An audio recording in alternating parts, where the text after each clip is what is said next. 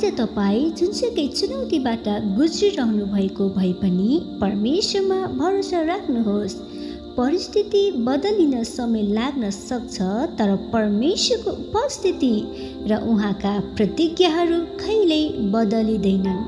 त्यसैले विश्वासमा दृढ रहनुहोस्, नडराउनुहोस्, किनकि परमेश्वर तपाईँको साथमा हुनुहुन्छ। भजन सङ्ग्रह 46 1 र 2 भन्दछ, परमेश्वर हाम्रा शरणस्थान र शक्ति हुनुहुन्छ, सङ्कटमा सधैँ हाजिर रहने सहायता।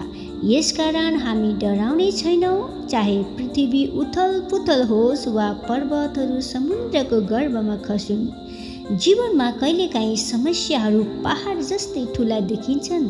परिस्थिति हाम्रो नियन्त्रणभन्दा बाहिर जान सक्छ, तर परमेश्वरको वचनले हामीलाई सम्झाउँछ कि उहाँ हाम्रो सुरक्षित शरणस्थान र अटल शक्ति हुनुहुन्छ।